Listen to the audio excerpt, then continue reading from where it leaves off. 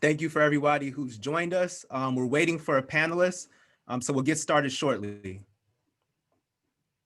This will be recorded, so if you don't feel comfortable being recorded, uh, you can leave or step out. But it will be recorded, especially the Q&A.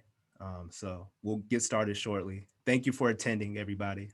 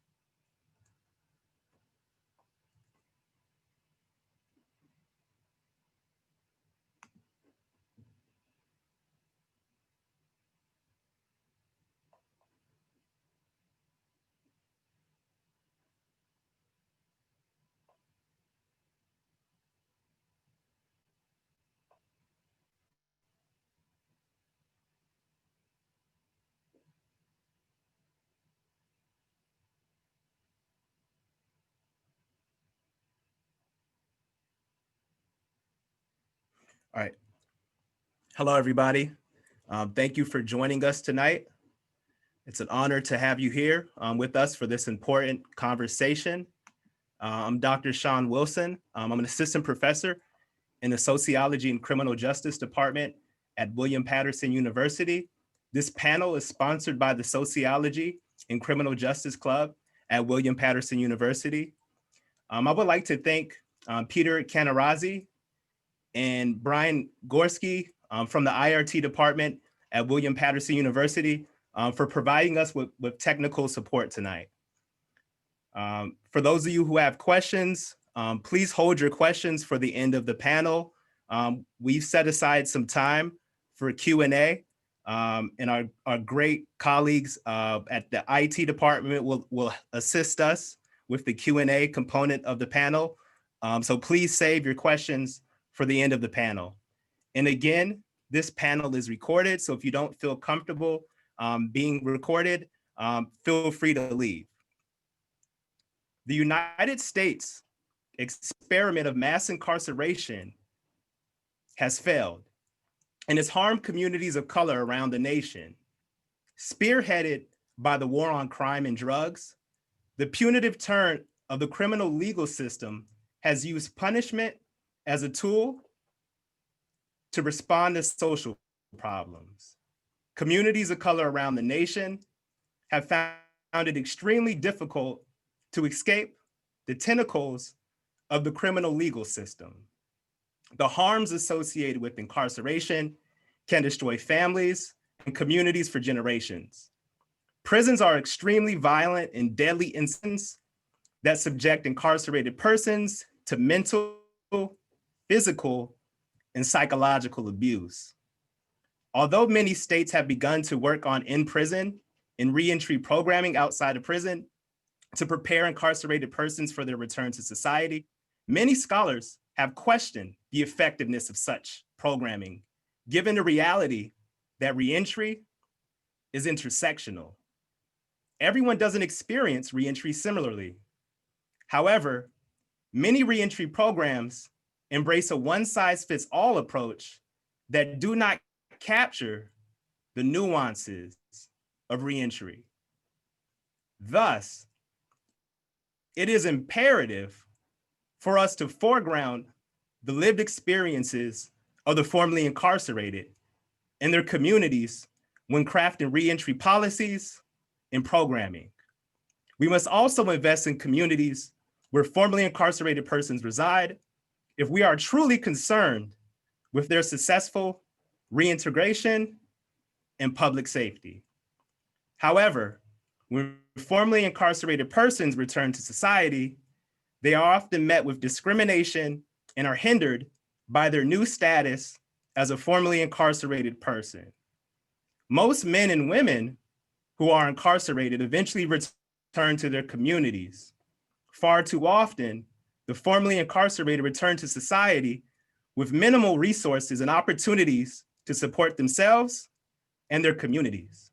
Therefore, we all must critically examine the function of the criminal legal system and the harms that stem from flawed policies and practices. With the emergence of the Black Lives Matter movement, many in society have begun to question institutions of social control. Several states around the nation have begun to embrace de-incarceration efforts. While these changes in criminal justice policies and practices are important and necessary, we cannot ignore the historical and intergenerational harms associated with mass incarceration. Simply releasing individuals from prison is not enough if the status of being formerly incarcerated confines one to the margins in society. This panel seeks to highlight some of the harms associated with incarceration and the challenges that formerly incarcerated persons experience once they return to society. The selection of panelists for this webinar was intentional. Each panelist brings a unique perspective and lived experience that helps inform their advocacy and scholarship. Far too often, we find that criminologists and policymakers lack the lived experience to truly understand what works and what doesn't work when it comes to reentry. This webinar seeks to provide evidence-based solutions to reentry challenges.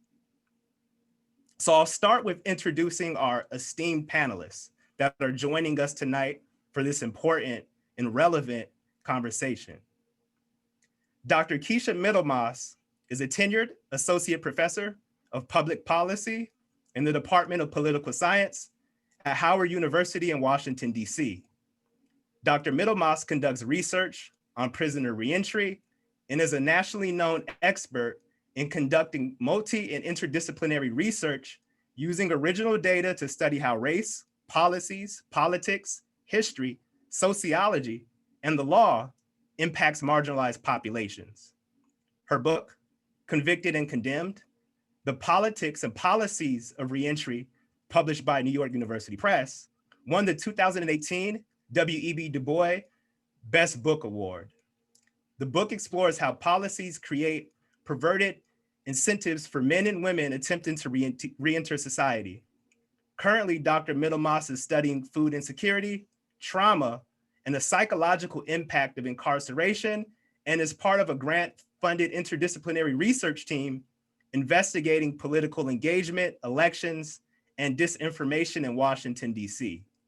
Her work is published in leading journals in numerous academic subfields, including Journal of Economic Development and Social Justice, Criminal Justice and Behavior, clinical psychological science, public health nutrition, the prison journal, and punishment in society.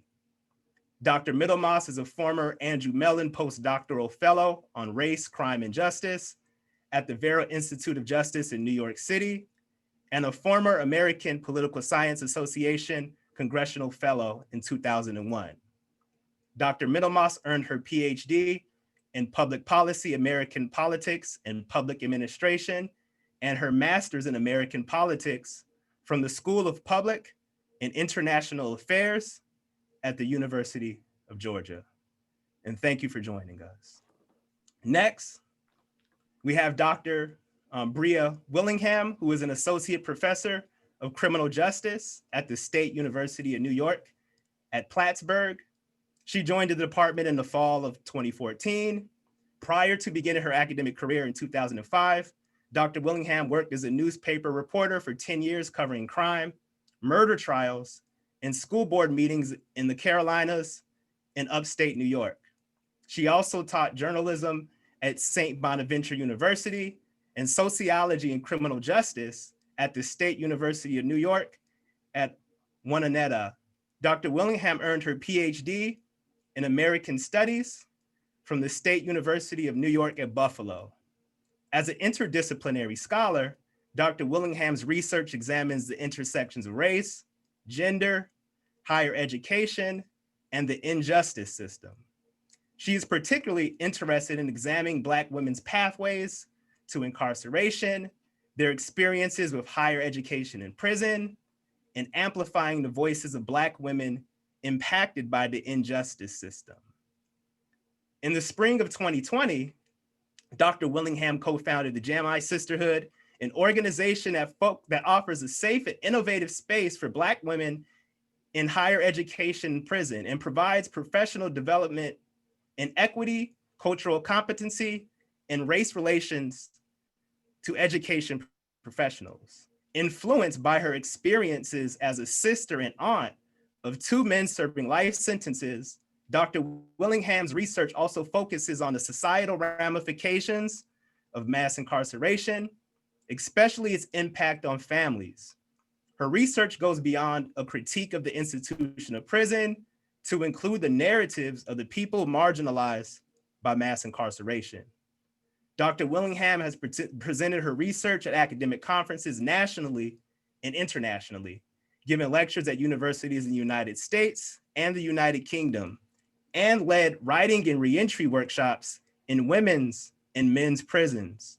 Her work on incarcerated fathers and their children, Black women's prison narratives, teaching in women's prisons, and Black women in the police and police violence has been published in academic journals and edited collections.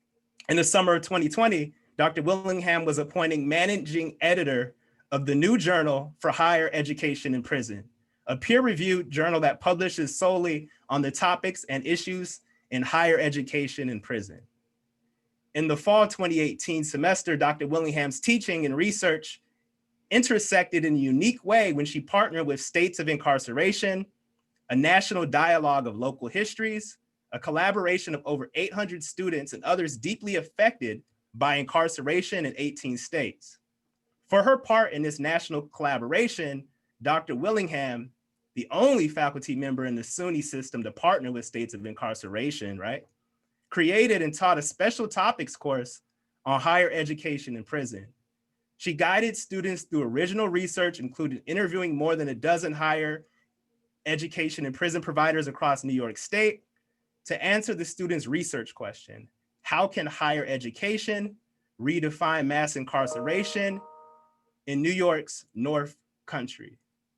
The students titled their project Cuffs to Classroom and used their findings to create a museum panel that is now a permanent part of the States of Incarceration National Traveling Exhibition. The exhibit was housed in the Burke Gallery at the Plattsburgh Art Museum in the spring 2020 semester. Dr. Willingham also served as the project coordinator on a Mellon grant-funded partnership between SUNY and CUNY systems that explored ways to increase higher education opportunities for incarcerated and formerly incarcerated people in New York State. Dr. Willingham is currently writing a book about higher education in women's prisons. Her anthology titled Punishment in Society, based on her course of the same name, is available from Cognella Academic Publishers. Welcome, and thank you for joining us. Thank you. Thank you very much. Next, we have Dr. Jason Williams. He's a passionate activist criminologist, deeply concerned about racial disparity and mistreatment within the criminal legal system.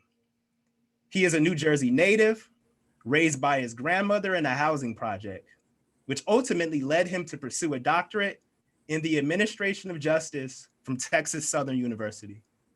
Aside from publishing in the academic arena, his perspectives are also posted on several public outlets, including the Hampton Institution, Truth Out, and he's been quoted by many local and national presses. He has conducted ethnographic research in Baltimore, Maryland, and Ferguson, Missouri, following the police-involved tragedies of Freddie Gray and Michael Brown. He is also beginning police and community-based research in Newark, New Jersey, following the installment of a federal consent decree that proved pervasive unconstitutional policing practices. Dr. Williams also researched returning citizens and their navigation through reentry. Lastly, he recently published a co-edited book titled Black Males in the Criminal Justice System. Thank you for joining us tonight. Next, we have Odell Lashley. He's the outreach director for Patterson's Operation Ceasefire. In this position, he works to end gun violence in Patterson. He leads volunteers in stopping the next shooting in Patterson by walking the streets of every ward in Patterson twice a week, passing out informational flyers, and talking to residents. He was recently awarded the Greater Bergen Community Action Incorporation Award for his work around violence interruption in Patterson. And he's running a little late, so he should be joining us shortly. And last but not least, we have Professor Michael Mitchell. He's a visiting assistant professor, jointly appointed in the departments of criminology and African American studies at the College of New Jersey. His current research agenda focuses on the impact of incarceration on families, with emphasis on the parenting experiences, challenges, and resiliency among mothers and fathers with histories of incarceration. Professor Mitchell is a critical criminologist and qualitative researcher who foregrounds the voices of individuals directly impacted by the criminal legal system to understand their lived experiences. His most recent publication, I love the title, by the way, Formerly Incarcerated Black Mothers Matter Too, Resisting Social Constructions of Motherhood, explores how issues such as addiction, mental health, and past trauma impact the maternal labor and concerns of system-impacted Black women. Currently, he has 2 research projects underway, exploring trauma and pathways to incarceration among women, as well as the post-incarceration experiences of fathers. A recent transplant from Texas, Professor Mitchell is actively engaged with reentry service providers in Dallas and Houston, as well as his new home, the Garden State. He earned an MA in criminology and criminal justice from the University of Texas at Arlington, and is currently completing a PhD in administration of justice from Texas Southern University, my alma mater. Happy to have you tonight, Professor Mitchell. It's an honor to be a part of this conversation. Thank you. Thank you all the esteemed panelists for joining us tonight. So I'm gonna start with a general question for all of you. Feel free to, whoever wants to go first, feel free to hop right on the question. Each one of you has engaged in some form of research and advocacy around reentry. Can you explain why you chose to engage in research or advocacy around reentry? And this is open to the floor. I can start. So 2 reasons. First, professional. My reason for engaging in research on reentry and advocacy efforts stems first from my professional experience working as a correction officer in a county jail in Dallas, and also being a former police officer. So I interacted with this population often.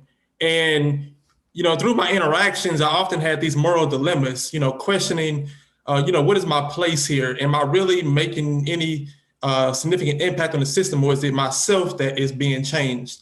And, listening to the heartfelt stories of men and women, exiting the county jail and then coming back, I saw a pressing need to immerse myself in efforts that would, have an impact on their situation. And I didn't feel like I was doing that as either a correction officer or a police officer. Personally, I was brought to this area of research and advocacy through personal relationships with individuals who I either grew up with, or those who I met down the road. Whether that be through my connection with grassroots organizations or even pen pals. Individuals, especially parents, who had been stripped away, from their children, and listening to just the damage that had been done to their maternal and paternal relationships with their children. And I often asked myself, how can I undo my participation in the institutional harm against these disposed bodies? And that's what really sparked my motivation, my interest in reentry and my advocacy efforts. Thank you. And I'll follow up because part of my motivation has been for personal reasons as well. I know when I first started doing this work, way back when I was writing my dissertation and researching the dissertation, admittedly, I wasn't focusing on reentry. It wasn't really until my father was released from prison and the struggles that he had in reentry. Now, he had a home to go to, my sisters, but it was still things that he needed, services that he needed that he was not afforded. And at the time, I didn't understand, and I didn't really I guess for lack of better terms, take it seriously. But it wasn't until after I started progressing in my doctoral studies and then doing the research for my dissertation that I started to understand and really see that the carceral state, that the system, that the prison system in particular, doesn't end behind bars. And so it reaches out into the community. And, seeing specifically how women have been struggling with reentry issues, and seeing how my father struggled, it really got me more interested in learning more about this facet of the system. And so now, when I do any work, it's I make sure to include, what happens after. So in the context of, taking classes in prison, okay, so what happens after that? Because reentry is, like I said, it's all part of the systems, all part of being under supervision. Yeah, I think that just in general, as a people, and again, as a collective, we live under a system of carcerality. So whether you system impacted or not, living under a system of capitalism is a carceral state in and of itself, right? But as we often say, it's levels to this, right? So people who've been system impacted, who've had to be, who've had to live in prisons, they've lived in the belly of the beast, right? So as a critical criminologist, I see it my job, my obligation to attack the illegitimacy of this system. So the reason why I went into this area of research is really to unearth the illegitimacy of that system and to raise up the voices of those who've been the victims of such an unjust racist system. And so that's one of the core reasons why I went into it. And of course, because of my people being the quintessential victim of such a racist, unjust system.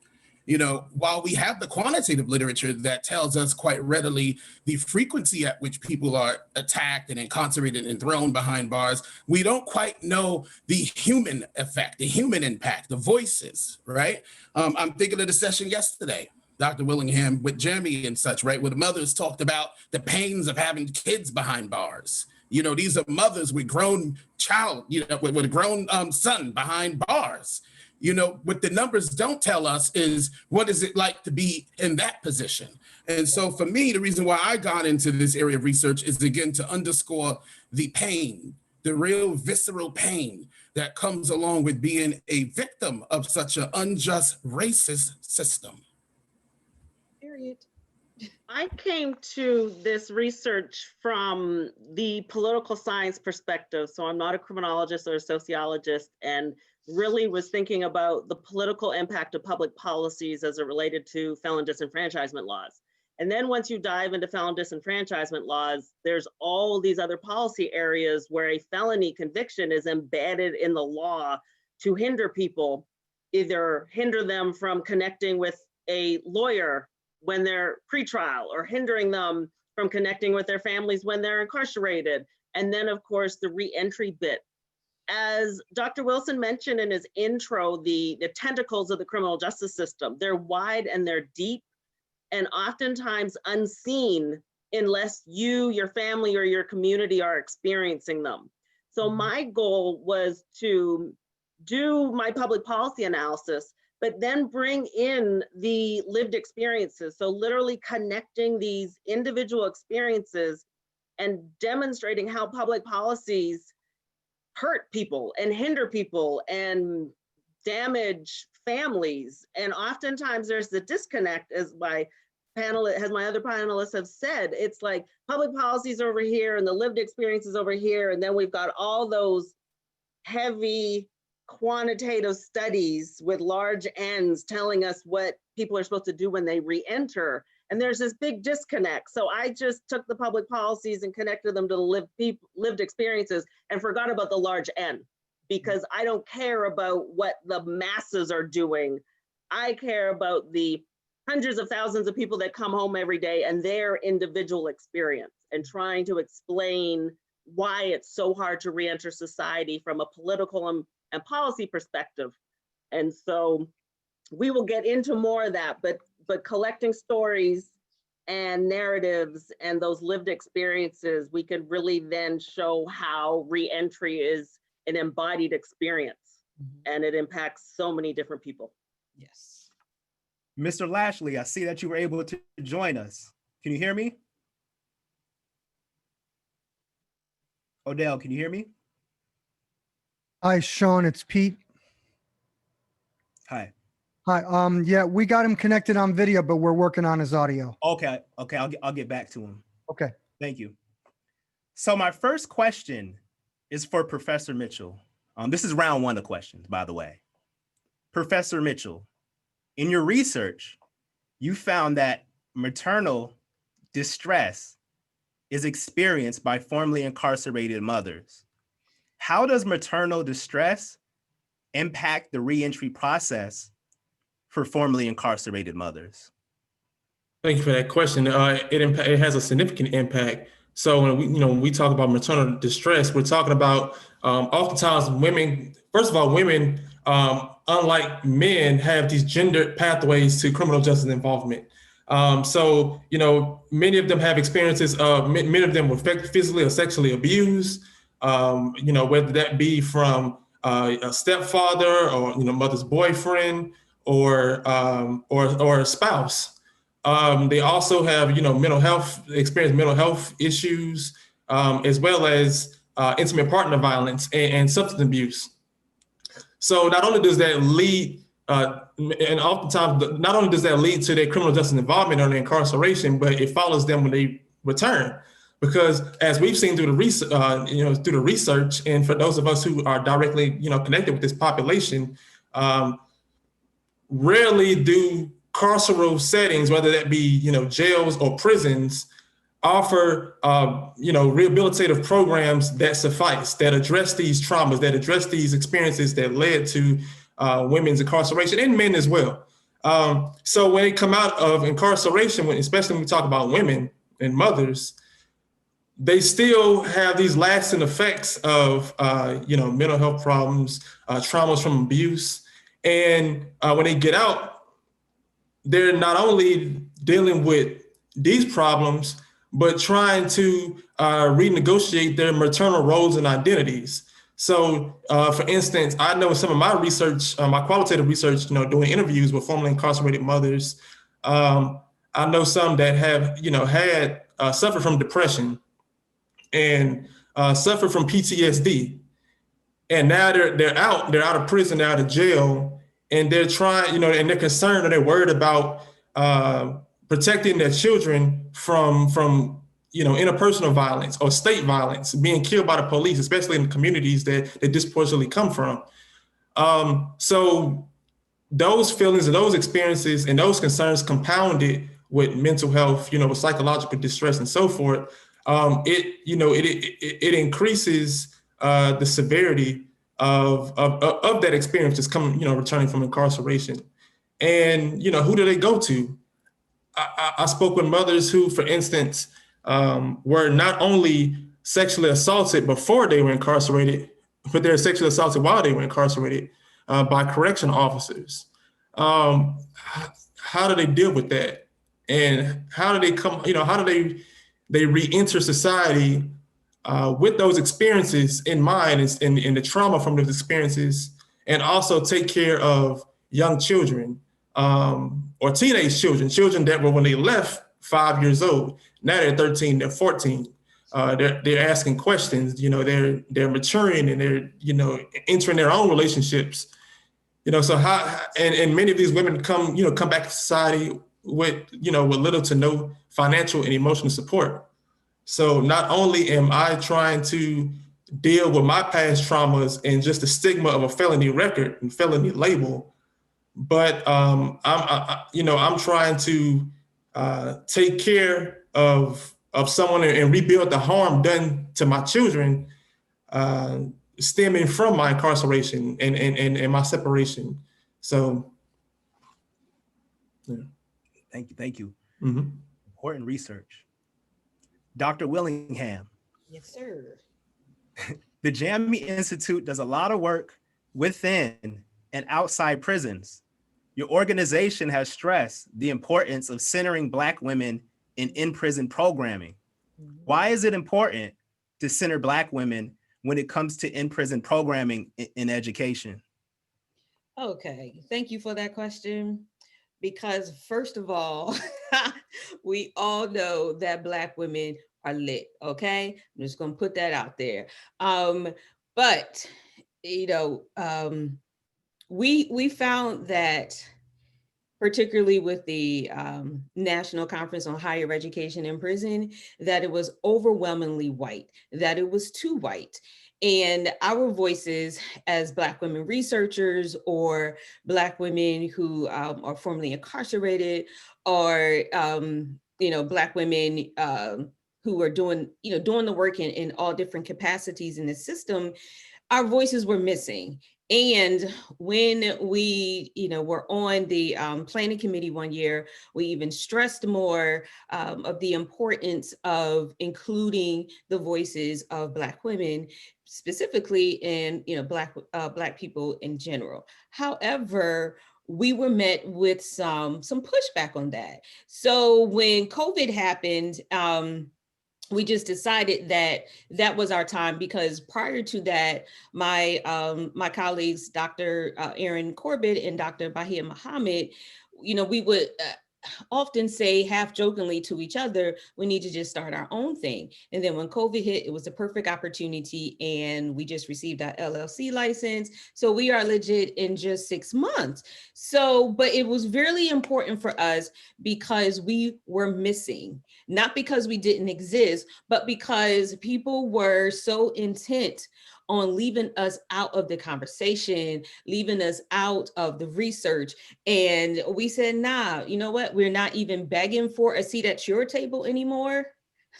We are building our own seats, our own table, building our own seats, and we are inviting our own sisters into the space. And so we are very, very intentional and unapologetic, I will say, about having this community for Black women. And so we chose the word Jami because it's Swahili for community, and that's what we're doing. Jami Sisterhood is building this community of a sisterhood for Black women who are doing the research in higher education in prison, who are running their own programs, who have taken classes inside and are continuing their education on the outside, and you know, really reaching far beyond just higher education, but how Black women are being treated in this injustice system, how Black women are thriving in spite of this system and in spite of the higher education system. And, you know, and as you've seen, for some of you who were on our webinar last night, when we featured Black mothers of incarcerated children, we also, you know, we see another facet of this area, of this research area that is often missing, and that is again the voices of Black mothers. And so so yeah, it's because we were missing, and we said not anymore. Absolutely not. So people know who we are now, and if they don't, they'll, you know, they know now. So yeah, that's why. Yeah, I'm just extremely impressed and inspired by the momentum from the Institute and the powerful programming that you've been able to put together.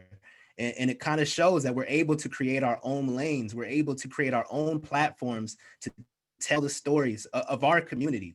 And that's extremely important when we think about criminology. Yes, yes. Thank you for that. Dr. Middlemas, in your book, Convicted and Condemned, the Politics and Policies of Prisoner Reentry, you stress the importance of personal narratives to fill in the gaps in better understanding the challenges of reentry. Why are narratives so important when it comes to reentry? I think narratives are important because they tell what is missing from other types and other forms of research and analysis. When you center people's stories, you can actually then pick out and determine where policies fail, where the gaps are in programming, where the gaps are in community. And unfortunately, as you mentioned before, is a lot of studies, we know why people, men and women, fail to re-enter, but no one has come in and actually said, oh, how are we going to fix this? We know that the system is purposely made the way it is. And so I wanted to literally hear other people tell me versus, you know, some scholars will parachute into the Black community and spend a couple of hours and take some pictures and talk to 3 people and then go write a book, and that will be that. And so I wanted to make sure that the people most affected were centered in my book, centered in the analysis, but also centered in what I do outside of the research, is making sure that the individual narratives are going to hopefully be able to change people's minds about why we need to change what we're doing as it relates to reentry. Why we're spending like every state except for maybe Maine and Vermont, and you know, with small state populations, are spending approximately $1 billion a year on criminal justice in totality. And then they spend maybe, and I'm not joking, $5 million on reentry. And to change the payment scale, yes, defund the police is the catch-all phrase, but we're really talking about reimagining where that money goes. Mental health. All my colleagues have touched upon mental health already. What about just physical wellness? Dr. Willingham talked about COVID. Do you know people are re-entering society and they are not being tested for COVID right now? So talk about the community spread, because we know that it's happening in prison. So you got to center the narratives of individuals to catch these gaps in how things are actually operating in real time. Mm-hmm.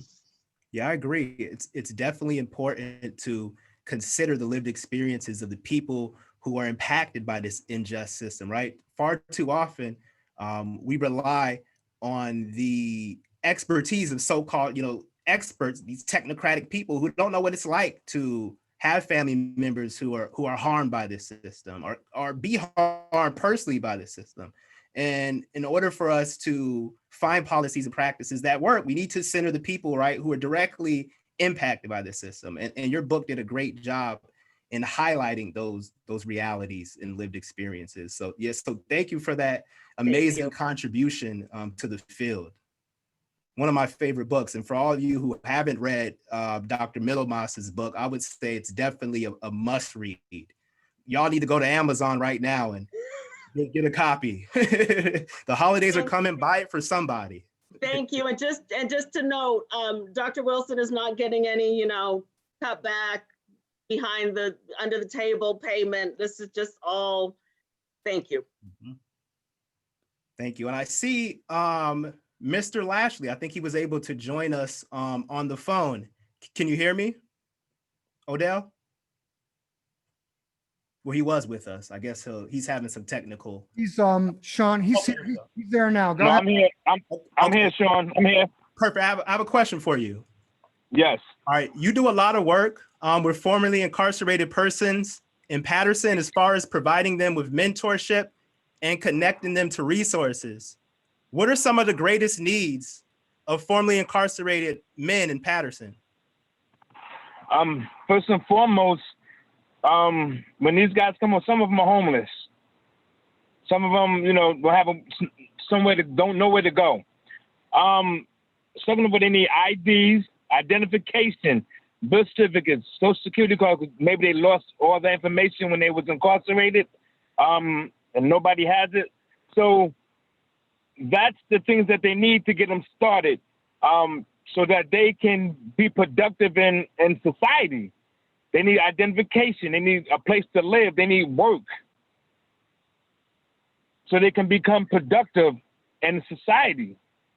Because if they don't have that, they're going to go right back to doing the things that they were doing. And believe me, a lot of them don't want to go back to the streets and get involved in what they was getting, because the streets flipped.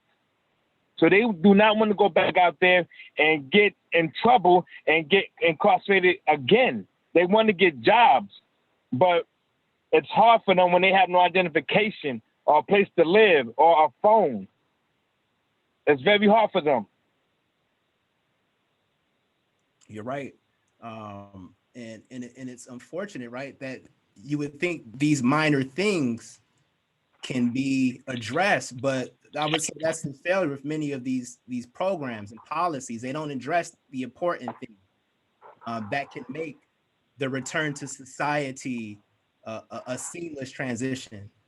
And you see that every day with the work that you do in the community, working with the formerly incarcerated. Thank you. Dr. Williams. Hello? Oh. Anything else you wanted to add? Yes. We have to get them, because a lot of them, we need more programs, because some of these guys, believe it or not, they can't read. They cannot read, and they didn't get that training while they was incarcerated. Maybe it was there for them. I know I've been there, and it's there for them, but a lot of them didn't take the course that they have. And a lot of them get college degrees while they're in prison, but it doesn't do them no good when they come out here because of their background. They get a college degree in prison, and they come out here and they try to get a job. But once they do a background check on them, that degree is nothing. And once again, that's what deters them from doing right. So we have to come up with a solution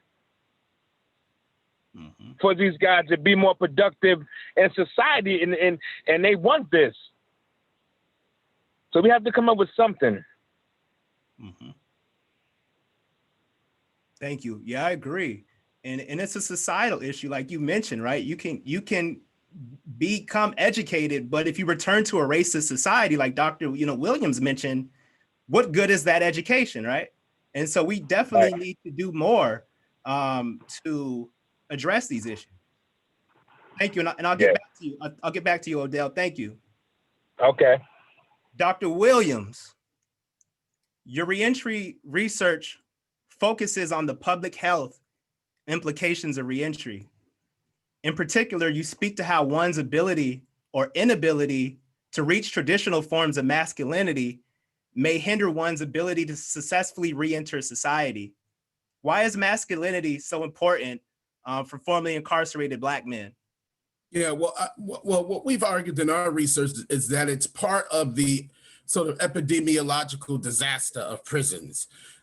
Insofar that masculinity, from what we found, is a form of psychosocial terror, right? That Black males often have to navigate as a result of their contact with the system. So looking at, or rather listening to some of the things that Odell has mentioned, for a lot of those men, that is a form of psychosocial terror, right? So what it's like to try and navigate reentry and not be able to get a job, right? And then therefore not be able to live up to the expectations of masculinity. Now, I'm sure all of us, or I'm certain for the people on the panel, right, will probably exclaim that the patriarchy, if you will, is something that certainly needs to be eradicated.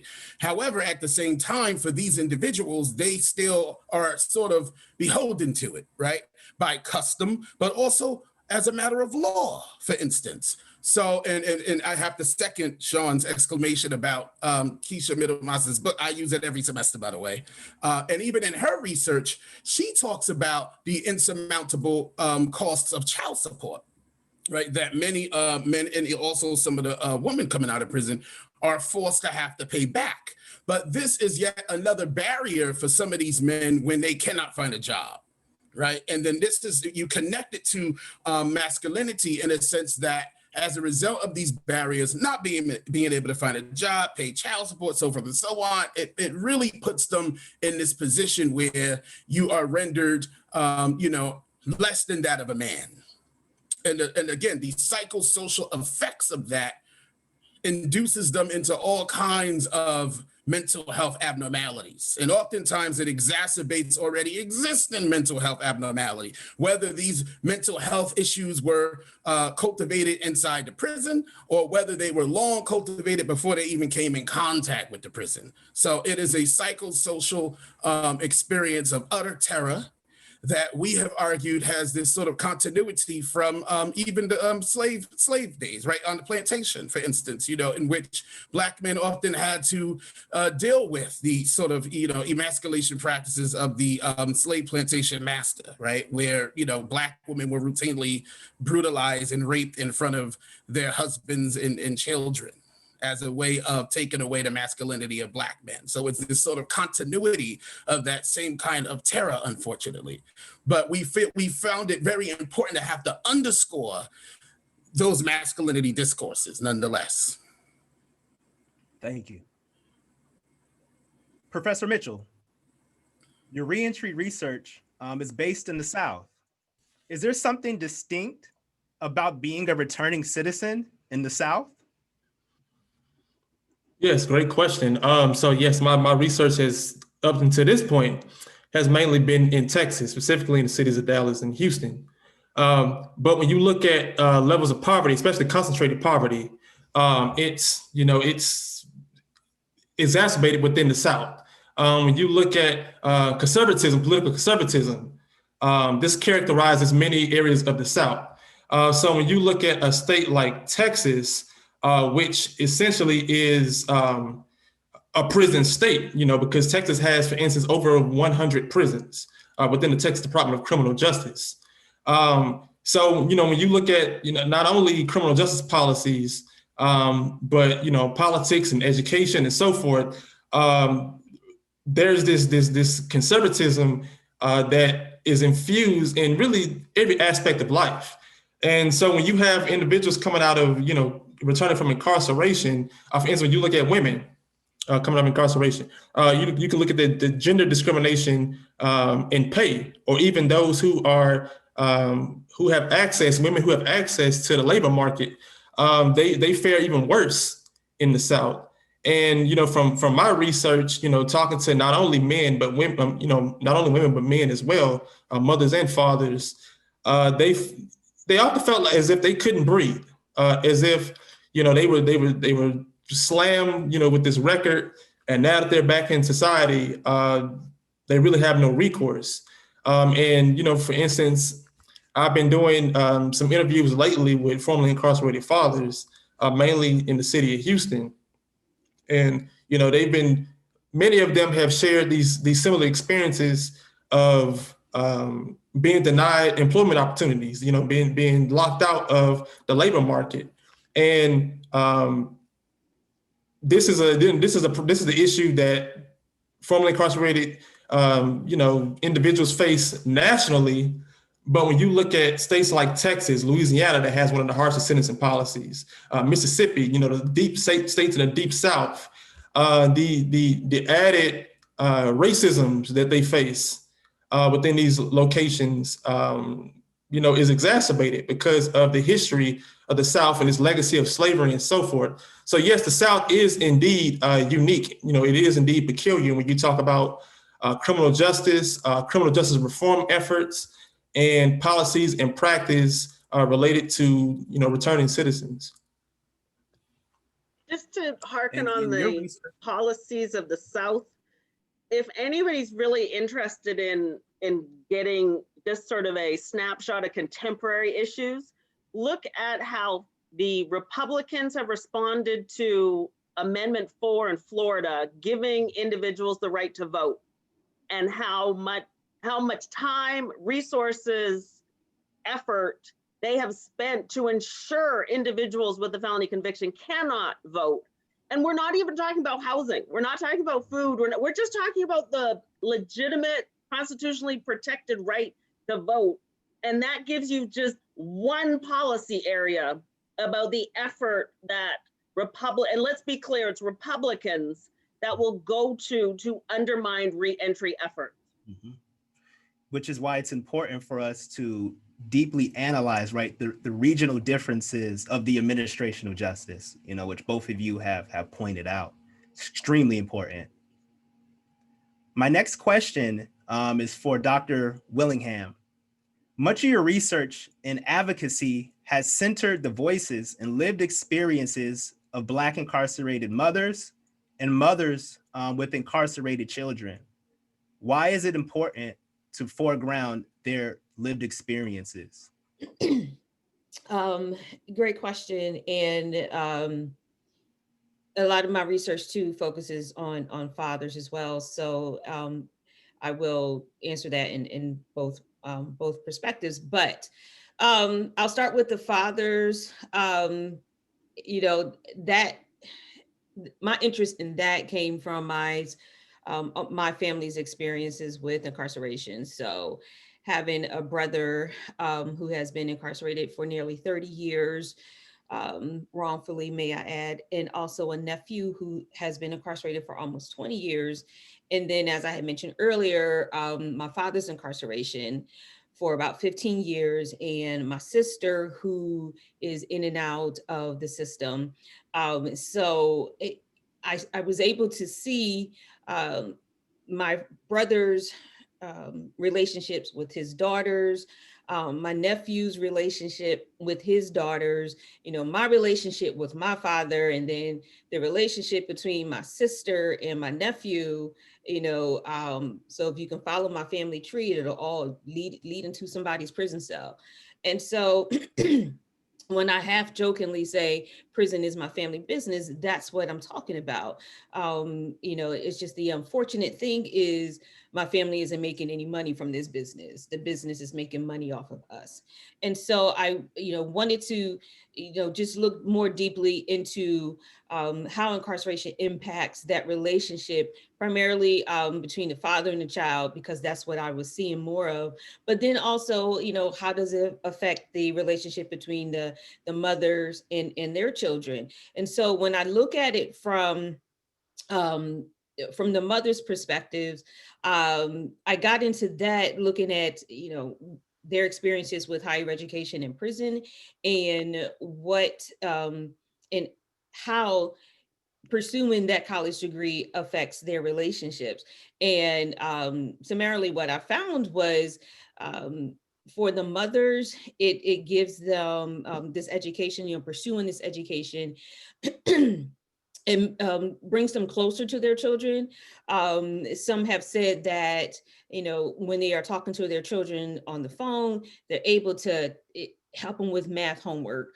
In that 15-minute, they can help their child with the math homework, or, it helps them to um, reconcile in some ways their experiences with abuse, or whatever the traumatic event was that precipitated their incarceration. And so through their education inside, they're able to talk more about their experiences. And that was one of the differences between, a classroom inside of a men's facility versus one inside of a women's facility. And we'll see that in men's, like in the classrooms in the men's prisons, they sometimes, not always, but sometimes tend to be a little bit more political. They tend to sometimes critique the system more so than they will critique or talk about their personal experiences. And I found that with in women's classrooms, you give a woman the space, the opportunity to discuss whatever her issue is, and she will let it all out. So women are not afraid to be personal, to get more personal inside of those academic spaces than men are. Now, that's not to say that it doesn't come with sometimes with some repercussions. So for instance, a woman that I interviewed who teaches or taught in Iowa said that one time the women in her class reported to her that their homework was stolen, and nobody knew what happened to it. And so sometimes, as particularly with women, they will speak about their issues in this setting, and as long as it's a safe space, but they may be hesitant to put those words on paper because of the just the impromptu searches in their cells, and then their writings are taken away. And sometimes the officers will make fun of them and say, hey, look what Bria's writing, and read it out loud. And so so of course that will then crush their spirits, and so on and so forth. So I don't know if I answered the question. I felt like I just went on this, journey, but it was important to, to take you along with me for a second to really give you an example of the differences and why those differences exist and why I look at both. Well, it's definitely important for us to highlight those differences if we want to promote effective programming, policies, practices, and initiatives for the formerly incarcerated. So thank you for that. Odell, have a question for you. Yes. You do a lot of work in the community in responding to violence. What are some of the causes of violence in Patterson, and what could be done to address violence? Well, first and foremost, I'm with an organization, Ceasefire with Patterson Police. We're not officers. We go out in the community and we canvass the hot spots in Patterson where the shootings occur, where the robberies occur, wherever there's a problem at. And with Ceasefire, we only deal with gun violence, and our main mission is to stop the next shooting. And in Patterson, that's a lot. We have a lot of shootings in Patterson, senseless shootings in Patterson, over God knows what. What I think needs to be done about the violence in Patterson, once again, we need more officers in Patterson. We need to canvass more. We need the church to open up their doors too. Because like I said, a lot of these guys don't want to be on the streets and they don't have nobody to turn to. And that's what Ceasefire comes in at, and Men Stand Up in Patterson. That's what we come in at. Because we come out here and we talk to these guys and try to see what we can do to resolve the issues if they have gang violence with an argument with another gang members. We try to deter them from going out there and doing something that's going to get them incarcerated. We talk to them. We try to get both gang members together without their fellow gang members. You know, because if you got two guys and you got some of his boys and some of his boys with him, that's going to cause a conflict because a lot of them not going to want to hear it. Whereas the two that's arguing, they want to come to some kind of agreement. So our main objective is to try to stop the gun violence out here. And I think that we need to be out more. We need more police officers, like I said. And these guys need to, and the females as well, when they come home from prison, they need to get involved with something positive. They need to get involved with something positive and constructive that they can do. Because I'm gonna reiterate, like a lot of them don't want to come out here and go back to the streets. But let's be real. Let's be real about this. A lot of them don't have no other alternative but to go back out there because a lot of them, that's all they know. And we try to reach them. We have to reach them. If you understand what I'm saying to you guys, we have to reach them. Because we're losing our youths. We're losing the females. Because they're out here dying as well. They're getting shot too. You know, and the guys out here, if you get 10 guys together, 5 or 6 of them don't even know why they beat them with the next gang members. So we have to come up with some kind of solution for these guys. We're gonna be burying a lot of our youth like we're doing now. I don't know if I answered that correctly for you, Sean, but you've been out there with me and you see what I deal with out here, what we deal out here. Ceasefire tries to deter these guys from going out here and getting involved with gun violence. That's our main objective. Yeah, I mean, you doing some amazing work. That's definitely needed.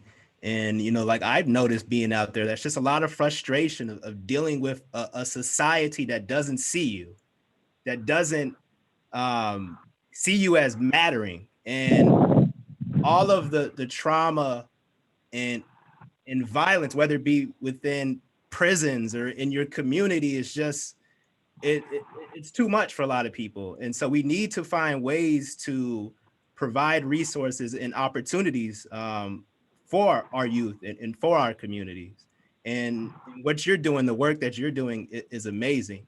And your ability to be able to relate and to motivate people is important and needed.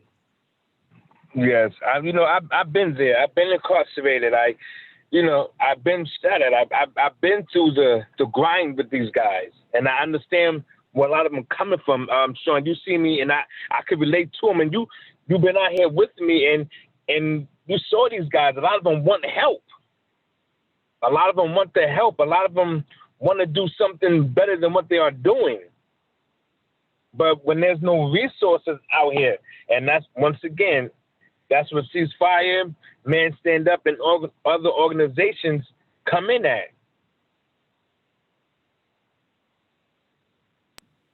Thank you. Dr. Williams, you coined the term institutional coerced abandonment of consciousness in your co-authored article titled Health, Implications of Incarceration and Reentry on Returning Citizens, a qualitative examination of Black men's experiences in a Northeastern city. Can you explain this term and why it's relevant to reentry? Yeah, so to put it succinctly, I suppose, it goes back to those psychosocial effects that we were talking about earlier. And it's, so through this research, and this was with a sample from Black males from Patterson again, and likely from a group of folks that Odell was just talking about. Basically, by interviewing these individuals, we found that there was this sort of heightened sense of abandonment of self. And we realized that, well, this was, but not for their contact with the system, they would not be exhibiting these characteristics of abandoning themselves, and it was this sort of breakdown, almost a psychosis, if you will, whereby we would be interviewing them about their experiences navigating the system. So for instance, did you receive any programming while incarcerated or whatnot? No, but it's not the system's fault, it's my fault. Right? So almost this disjointedness from themselves and even reality, but what we argue within our publication too is that this is part of the wholesale indoctrination of the system. This indoctrination of hyper individuality, or hyper-conservatism too, right, within the system, that people who are incarcerated and even under community supervision often receive. And in fact, some of the participants even mentioned some of this, that for instance, for those who fail community supervision, well, it's often their own fault, right? This is what somebody said. Well, it's their fault because, they failed to take heed to the literature that they receive at the PO's office and such. But what we also know is that there are some real material barriers out there. So that, like Odell said, if an individual is coming home with a college degree, they're still least likely to be able to execute those skill sets. So is it really their fault, right? And so this coerced abandonment, we felt, was a true mental breakdown, right? But it came about as a result of their contact with the system. And again, just this continuity, if you will, from all of the traumas that Black folk have had to endure here in America. So whether we're talking slavery, whether we're talking Jim Crow, and we feel it crucial that we foreground the experiences of the formerly incarcerated within these genealogical histories of terror, right? Of racial terror in particular, because it's not disconnected from those experiences, but a continuity of it. And in a sense, it's almost like a coping mechanism, right? Instead of thinking about the harms and traumas that come from white supremacy, you blame yourself, right? And you focus internally instead of looking at systems of oppression. And that's part of the indoctrination processes as well while you are incarcerated, which is to say that, well, you're in this predicament because it's your own fault, right? Notwithstanding the fact that some of these people are coming from social political locations of extreme depravity. So whether that be a Black person who was born into, poverty, coming from the projects, and therefore had no other outlet but to go out and sell drugs, right? So for some of these people, their criminality is manufactured by society, right? By the social structure it's in and of itself. So how could you, genuinely say that it is their own fault? Now, of course, we have our discipline of criminology and criminal justice to blame for that. If we're looking at classical theories and rational choice theories and all of that nonsense, that completely discounts social structure, racism, right, gender bias, so forth and so on.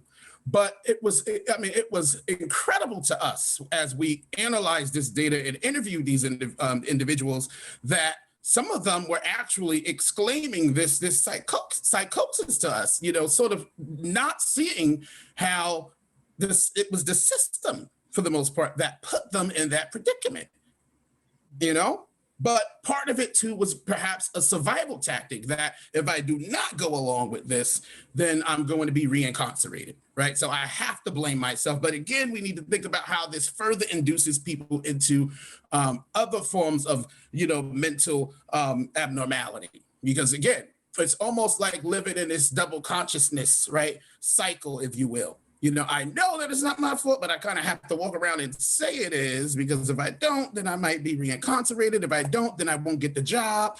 So who am I? How must I act? What am I?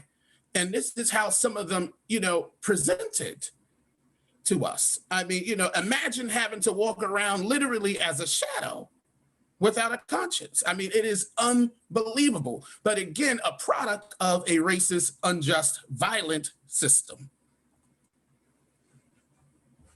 Thank you for that.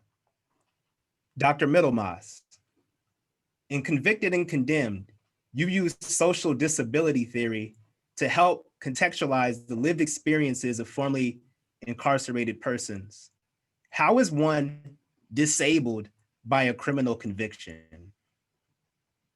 Right. So that is really the premise and the whole purpose of my book, is to talk about social disability theory and how public policies literally hinder people from successfully reentering. So someone who's coming home, you have to think about and just sort of encapsulate what everybody said. It's Maslow's hierarchy of needs.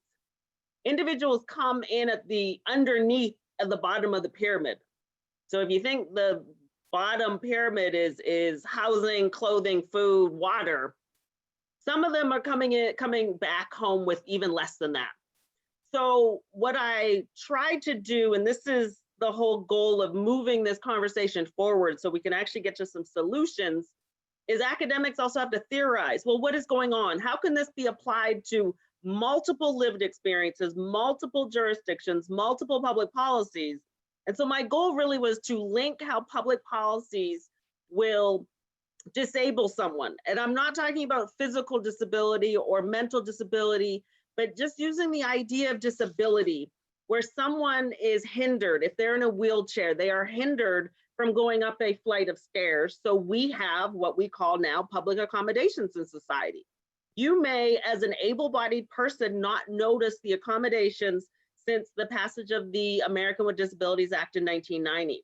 The buildings are changed, hallways are wider, there's more elevators, there are more ways to navigate the world for those that are not physically able-bodied. Well, in the same way that someone is coming home with a felony conviction, because the conviction is embedded in laws across policies outside of the criminal justice system. I'm not talking about, oh, when you're sentenced to 20 years and oh, by the way, you're going to lose the right to vote and you can't get public housing for 3 years because you got a drug conviction. I'm talking about, oh, you've done your time, you've completed parole or probation, and you're still stuck with this label of as a felon. It follows you.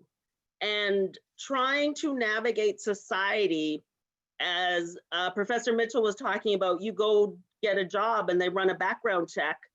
Well, that public policy then allows someone to fire you from a job because you've got a felony conviction. And there's multiple policies that restrict individuals from accessing public resources. Yes, jurisdictional differences, but in total, individuals have no public accommodations. There's no curb ramp. There's no equivalent of an elevator for someone to go from the basement to the first floor when you have a felony conviction. So they're literally disabled in the sense that they are marginalized and they're physically ostracized from re-engaging in society. And for multiple individuals coming home, they're trying to engage in society for the first time. Like they go in their mid-20s or early 30s and they come out and they're still that age that they went in. And so they're trying to navigate a whole world for almost the first time when we really think about how reentry operates. And with no public accommodations and no assistance, and then the shame, the inability to self-advocate, this double consciousness where individuals will be convicted of dealing drugs, but will admit that they use drugs so they can get more programming. And so the whole idea of you got to lie to get programming and say, yeah, I use drugs all the time, but really they sold drugs. But if you say you did drugs, you can actually get more programming. And so that flip of a mindset to survive the system, then coming home and you can't enter society because of policies is really the type of disability that I'm talking about. And so I do not slam, I do not discredit disability scholars and disability studies. I use that theory to expand the conversation about what disability looks like when public policies target a very particular group of people in society. Thanks for that question, Sean. Thank you for that response. And like your book highlights, right, the inhumanity of many of these public policies. and the harms that come from flawed criminal justice policies. And so that's something oftentimes criminologists, right, we don't really focus on the impact of policy. We're more so concerned with crime instead of looking at how policies are criminal. They're inherently criminal, right? Because they target Black and brown communities, right? And so that's important for us to look at those harms, to study those harms of the policies, which your research, does. It helps to highlight those harms. So we're kind of running tight on time. So I kind of wanted to open it up to like a general conversation. So you all can feel free to chime in, answer the question, hop in if you want to. But the general question I have for everybody is, what does reentry look like in the era of Black Lives Matter? Or what should it look like in the era of Black Lives Matter? Well, that's a hell of a question, yo. Well, let's see. I'm going to attempt to answer this question in the context of some of the work that I've done and that Jami has done. But I just want to make one point clear, and because as I'm listening to my co-panelists, I'm not sure if I know that that I didn't make this particular point clear, and it relates to higher education and reentry. And in Dr. Middlemass's other book, because she has a whole library of them, Prisoner Reentry. And Prisoner Reentry, I did a chapter on women coming out of prison with their college degree or some college classes and reentering. And one of the points that I made was that education is just the beginning of the reentry process. Education can't be the entire reentry process, because as my other panelists have illustrated, that having that degree is just one small bite of the huge elephant in the room, right? So for instance, some of the women that I interviewed said that yeah, they had their college degree coming home, or near completion of their college degree, but it was still difficult to readjust to their communities, and especially it was difficult to adjust to a college setting. And so I have long said that for people coming out of prison, that there needs to people coming out of prison who have had some college classes, or started or have a degree coming out, and they want to continue their education, there still needs to be some kind of liaison between the prison and the college campus, or college community, however you want to word it, because it's not a seamless transition. People coming out of prison classrooms into your more traditional college classrooms and onto these campuses, they are not only are they contending with, learning how to work a computer and work a phone, and everything else that goes along with readjusting to your community. They also have to learn how to be a college student on a college campus. And so and then they also need help with, the general stuff of getting connected to community services and so on and so forth. So I just wanted to make it clear that while that education is helpful, it is not it's not the Band-Aid to reentry. And many women that I've spoken to have said that, yes, I would love to finish my education, but if I don't have a job, then I can't secure housing. And homelessness and lack of housing is one of the biggest issues that women face in their reentry. So so again, I just needed to make that clear. Now, as it relates to your specifically your question, how does reentry look in Black Lives Matter? Is that what you said? Was it? Okay, that was the gist of it anyway, right? So yeah, in one of our webinars with Jami, when we did one on, I think it was called the revolution will be televised, and we put it in the context of higher education in the age of, well, over the summer during the racial uprisings. And one of the points that I stressed was anyone who is doing any kind of higher education in prison, or any kind of work as it relates to criminal justice research or advocacy or whatever, they have to understand why, number one, why Black Lives Matter exists, why Say Her Name exists, and they have to understand the issues that Black people were fighting for over the summer, are still fighting for, will be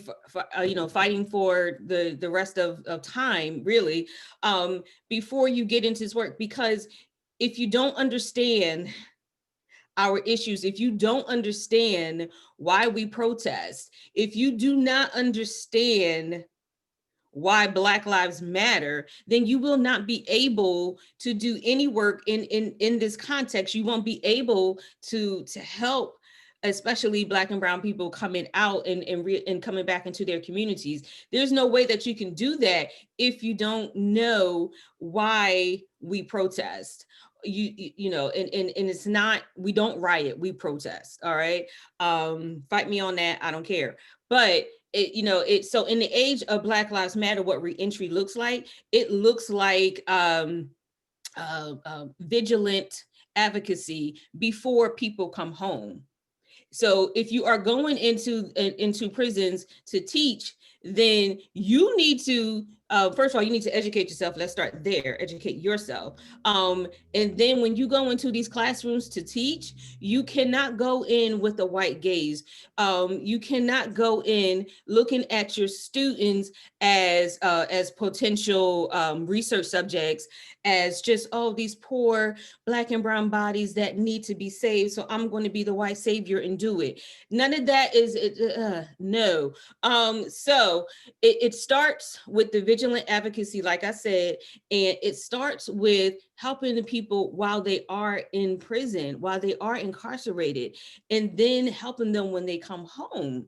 And all of that starts with basic knowledge. Well, actually, it's because we are not basic people, but you see what I'm saying, is first you have to start with the basics. You have to start with educating yourself on why we exist, or why we are fighting. Because if you don't understand us, then you won't be able to help us. All right, I think let me get off my soapbox, because y'all got me started. Listen. I mean, you gave a whole sermon there, okay? Whole sermon. Listen, sister, okay? But to add on to that, I think in the era of Black Lives Matter, I think that hopefully it'll bring about, through reentry and through all of the discourses that Dr. Willingham just spoke about, hopefully it brings about a true expression of democracy, such that we can come towards this understanding that prisons are futile, that we don't need them, right? The futility of prisons, but also underscoring the importance of credible messaging, right? Like when I think about the work of Odell, who is with us, and I'm happy that he was able to join us. I'm thinking about Dr. Lisa Chowdhury's group, Reimagining Justice, right? Who does awesome work within the community, similarly to Odell and them, by bringing affected persons, right, who have been there, done that, into the community to help and revitalize these communities. Again, these people are the foremost experts. And to go back to what Dr. Wilson said in his opening, getting rid of the technocratic distraction. These people who have long been at the policymaking tables, they need to get out the way. And we need to foreground our new society within the voices of the affected. Going back to what Dr. Willingham said, the people who've long had to live in these carceral spaces, they know what's best for them, and they know the changes that they need, right? So we don't need these technocrats, these politicians who never had to live in these situations, to come in and tell us what we need. We know what we need. We got that much sense to know the changes that need to happen here. I think we've been Black our whole lives, right? I think so. And I think many of us are educated enough to know what a policy means or whatnot, right? But also understand that, it doesn't necessarily even mean that you have to be educated in a traditional sense, right? So sort of not looking at education through a hierarchy, but understanding that knowledge comes from just simply living and having an experience, period.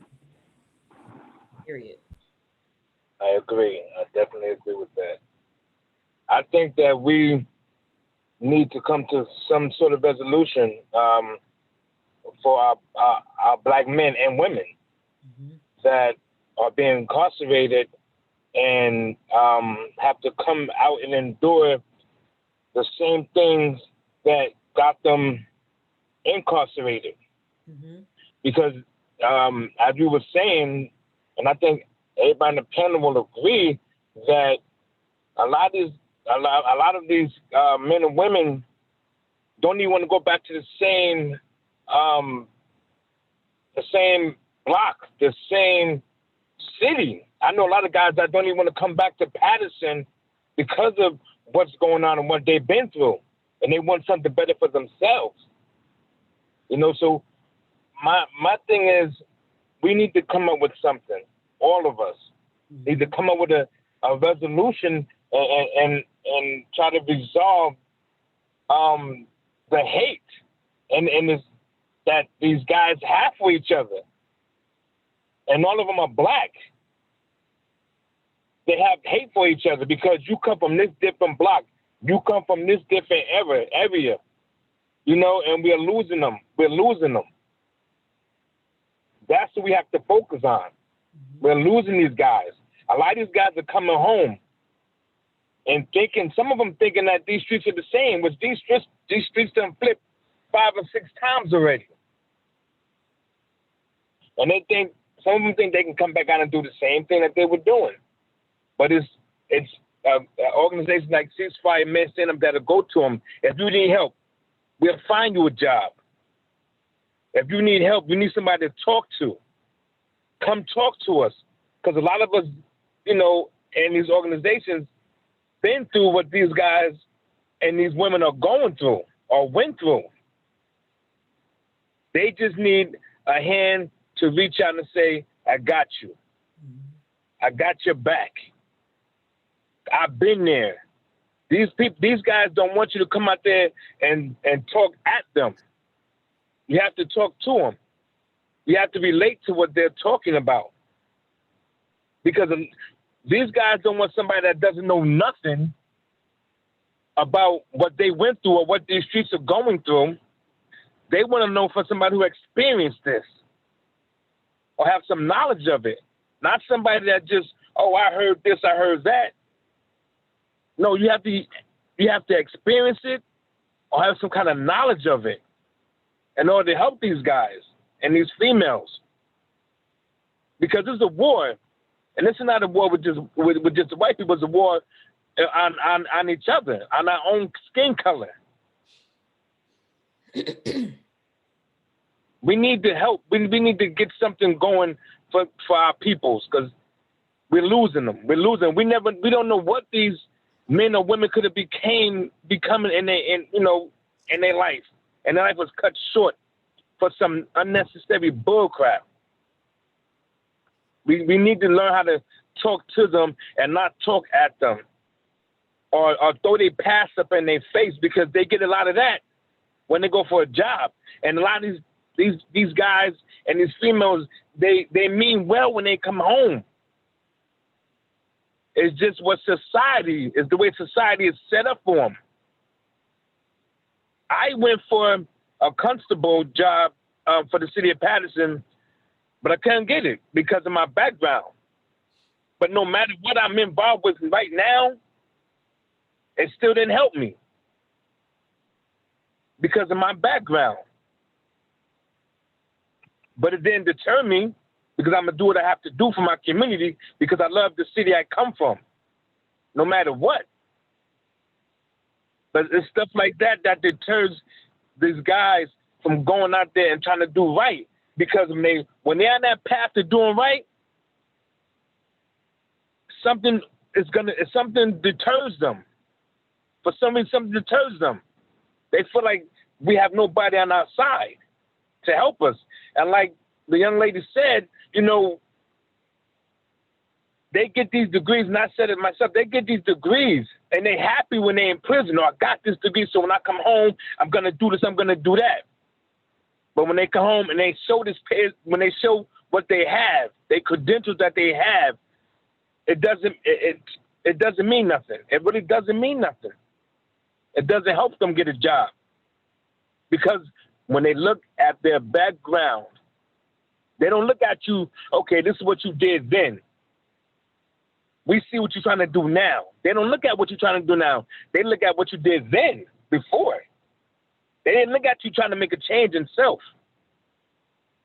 If you guys understand what I'm saying.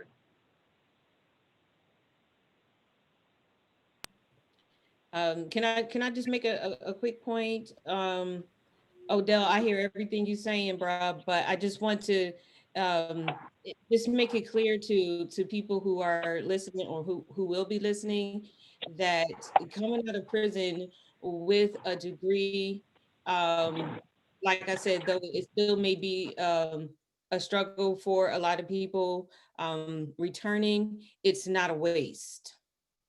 All right. So I just want to make that clear that it is not a waste, because as we all know,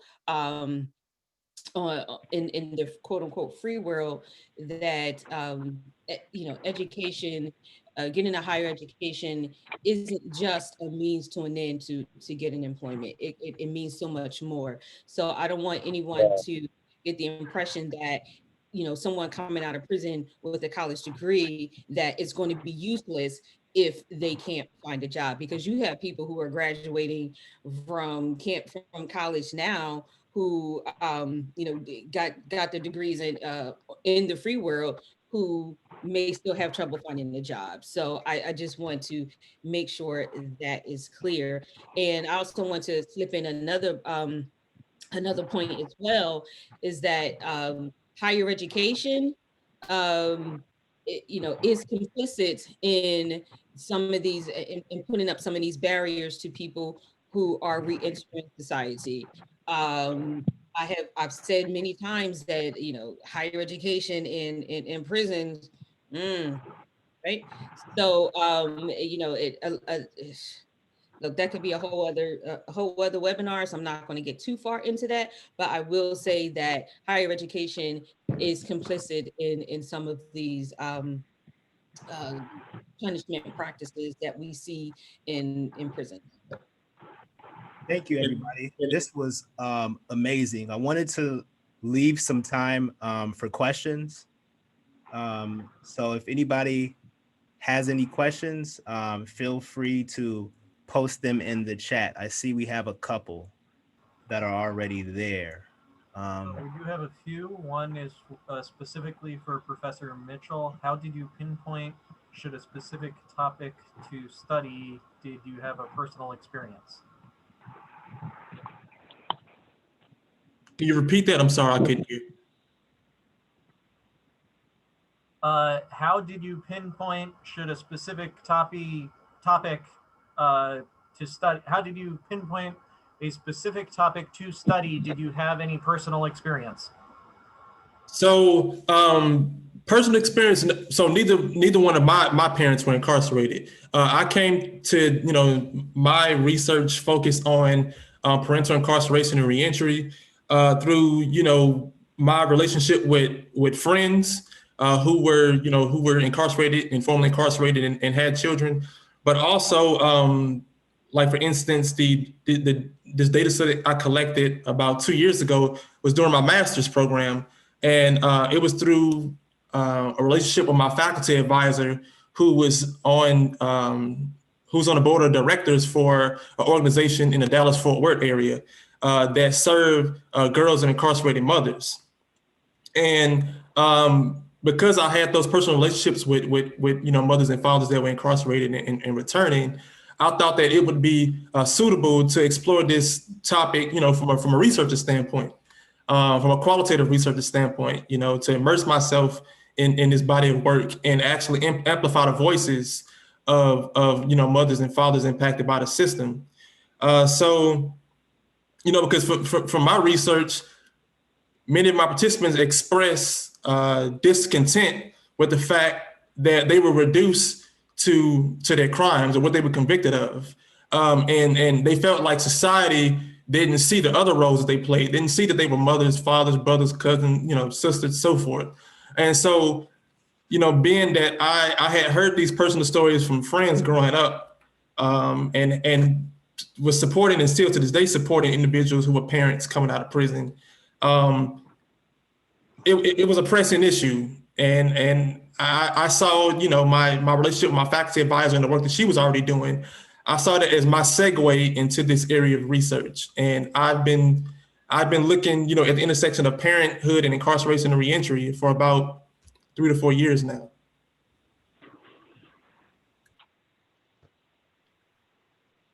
Okay. Lastly, would you describe your involvement in society as community policing?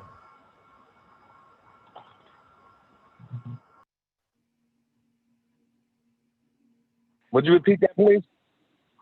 Could you repeat that question, please? Would you describe your involvement in society as community policing? No, I'm not a police officer. We have community policing in Patterson, but a lot of our people in our community are not trusting the police officers. So they do come to, me with information. They come with Men Stand Up, Ceasefire. They come to us with information because, they can't trust the police officers. So, no, I don't think of it as community policing at all. Not at all. Okay. Do you think that a focus on funding living wage jobs and safe housing instead of policing will be more effective?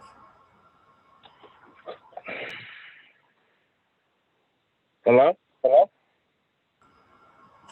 I think that was directed to anybody, but do you think that a focus on funding living wage jobs and safe housing instead of policing will be more effective?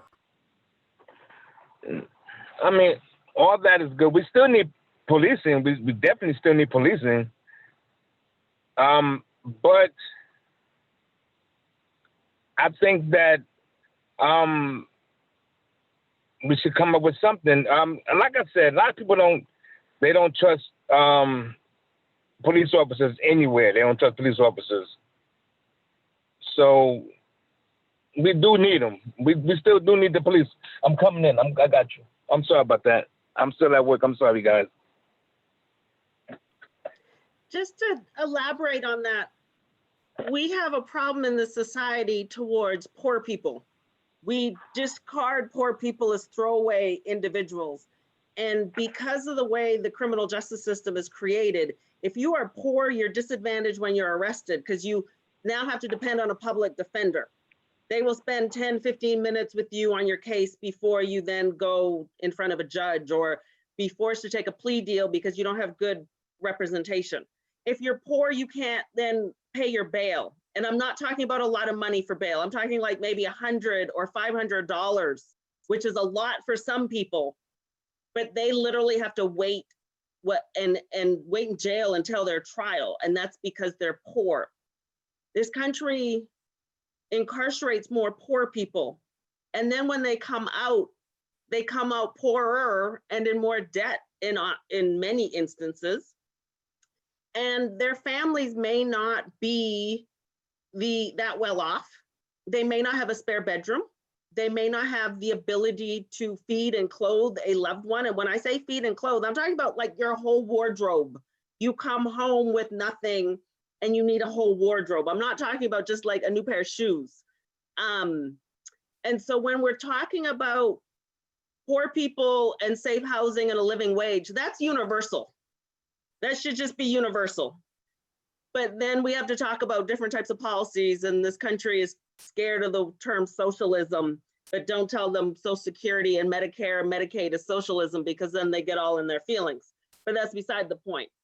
For those individuals that are returning, I believe that we should provide a year of whole round holistic housing services, mental health, wellness, family reunification, psychological help, education and or training, vocational training, if they want to. Some people don't want to go to school. Some people like to work with their hands, but you give them the opportunity to self-advocate, ask for what they want.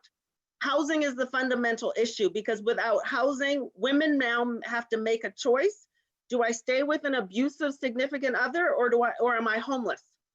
Do I want my kids to go, well, we're COVID now, but pre-COVID, do I want my kids to have a home where all their stuff will be when they come home from school and I may have to get beat? Or do I want my children and me to be homeless? Like, those are really the decisions people are making, women are making. For men, they make the decision, well, I can have a place to sleep, but it also then means that I got to be a drug lookout. I don't have to pay rent, but I got to be a drug lookout. So now I'm in the community with which I was originally taken out from. So yes, housing and a living wage, housing and a check. Let's not even connect a wage to work. Right now, when you're coming home, you should be given housing and a check and taught how to then manage life as someone who is no longer incarcerated. Can I jump in and because I need to push back on Odell when he said we need policing. What we need policing for? Because policing is the problem. So can you explain what we need policing for? Well, not all police officers are bad. I work with some officers. Not all of them are bad. So we can't categorize all of them as being bad. You have good officers. I know good officers. So I'm talking about we need the good officers. We don't need the bad officers, but we can't say that all officers are bad. We don't need them. Yes, we do need them. In my belief, I think we need them. And do what? Some of them are the problem, not all of them.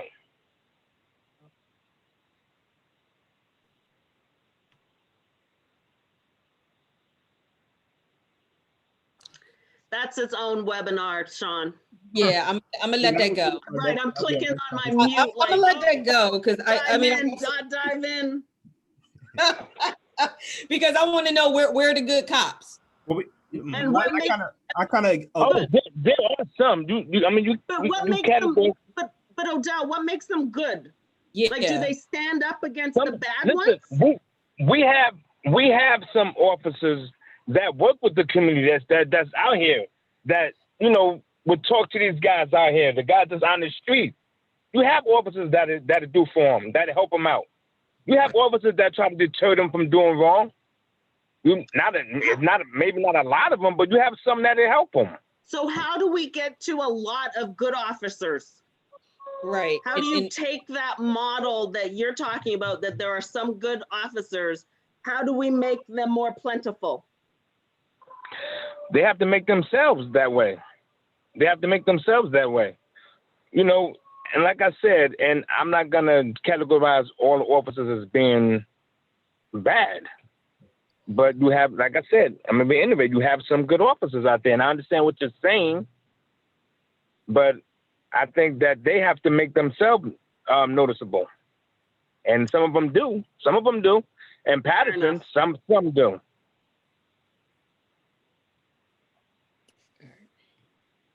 I can't speak for other cities. Okay, the next question is, does Ceasefire have enough resources to help the men and women in your community to get living wage jobs and SAGE housing? Repeat that question again, please. Does Ceasefire have enough resources to help the men and women in your community to get living wage jobs and SAGE housing? Do we have enough resources? We have some resources. I can't say we have enough resources, but we have some resources out there. And what we don't have, we try to find. What we don't have, we try to find. We try to find somebody with that information that can talk to that person that, you know, needs more. So we have some resources. We don't have none, but like I said, the resources that we don't have, we try to find somebody that knows about it. Okay, Odell, how do we connect people to resources when there is low trust? What needs to be in place for an effective implementation of resources? What needs to be set for? You said what needs to be set? Hello? Yeah, sorry, I'm trying to make sure I'm at the right spot again. Where'd that go? Okay. How do we connect people to resources when there is low trust? What needs to be in place for an effective implementation of resources? Well, first, I think that the churches have to get involved, because the churches, you know, a lot of these churches congregations are large, and it's people in there that has, you know, information for resources for people that's out there. But like I said, you know, there's resources out there, and you said, hello? Because my phone keep going low. Hello? You're still on. Hello? I don't know. My phone keep going in and out. I'm still on. Okay. There's resources out there, and I know you're saying that when people don't trust. If people don't trust could you repeat that again? If they don't trust, because my phone is going in and out. Hold on. I need to get back to it. I'm not sure what happened to it, actually. Unless I got it. How do we connect people to resources when there is low trust? What needs to be in place for an effective implementation of resources? That's for Odell. What needs to be put in place? Yes, for an effective implementation of resources. Well, like I said, you have organizations like Ceasefire. You have organizations like Men Stand Up.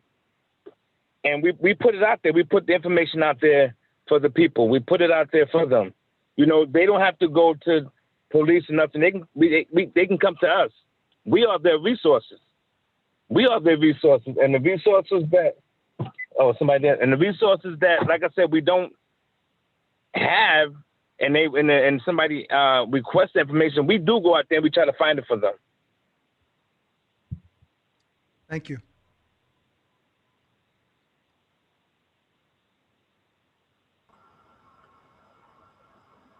Professor Williams, why is your personal experience such an important part of the research that you do, and why do you think there's such suspicion with outsiders who have a desire to learn and help? Well, my personal experiences, if I'm speaking from an epistemic framework, my personal experiences is a form of knowledge, and I can use that to triangulate into how I read data that I might collect, or how I read data other people might collect. So I'm not sure about the second part of that question. I don't know how you're defining outsiders, and I'm not certain how you might be defining suspicion. So if that person wants to clarify that, you certainly can. But again, our personal experiences are also bits of knowledge. So, you know, I tend to be against this notion of objectivity within the social sciences. Again, many of the policies we were talking about were created to intentionally harm, right? So the issues that we're studying within criminal justice, criminology, and the social sciences are not implemented or experienced under objective confines, lens, or whatever have you. And so therefore you kind of can't study them that way. So I hope I've answered that as best I can.